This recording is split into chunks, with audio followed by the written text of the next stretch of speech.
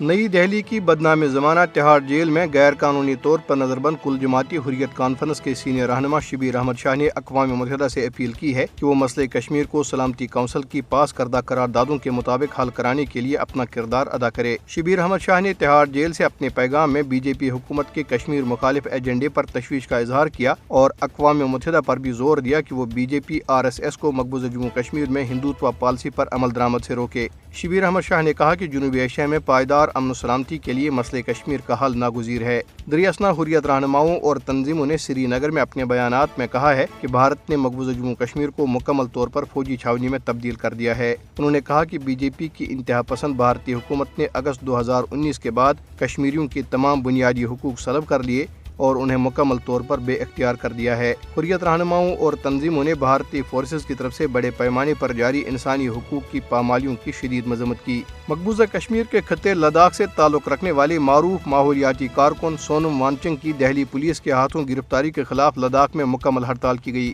وانگچک کو لداخ کے حقوق کے لیے لیہ سے دہلی تک مارچ کی قیادت کے دوران اپنے 100 سے زائد کارکنوں کے ہمراہ 30 ستمبر کو دہلی بارڈر پر گرفتار کیا گیا تھا۔ ہڑتال کی کال لیہ اپیکس باڈی اور کارگل ڈیموکریٹک الائنس نے دی تھی۔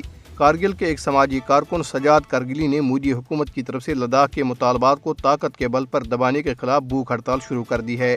امریکی کمیشن برائے بین الاقوامی مذہبی آزادی نے 2024 کی اپنی سالانہ رپورٹ میں عام انتخابات کے دوران سرکردہ حکومتی رہنماؤں کی اشتعال انگیز بیان بازی کا حوالہ دیا ہے جس سے مسلمانوں اور عیسائیوں پر حملوں میں اضافہ ہوا۔ رپورٹ میں کہا گیا ہے کہ رواں برس جنوری سے مارچ تک عیسائیوں کے خلاف تشدد کے 161 واقعات رپورٹ ہوئے ہیں جن میں 47 ریاست چھتیس گڑھ میں پیش آئے۔ اتر پردیش میں جون اور جولائی میں 20 عیسائیوں کو جبری تبدیلی مذہب کے الزام میں حراست میں لے لیا گیا۔ انتخابی نتائج کے بعد مسلمانوں کو نشانہ بنائے جانے کے کم از کم 28 واقعات درج ہوئے ہیں۔ رپورٹ میں کہا گیا ہے کہ عام انتخابات کے دوران سیاسی عہدیداروں نے مسلمانوں اور دیگر مذہبی اقلیتوں کے خلاف نفرت انگیز تقاریر اور امتیازی بیانات میں تیزی لائی۔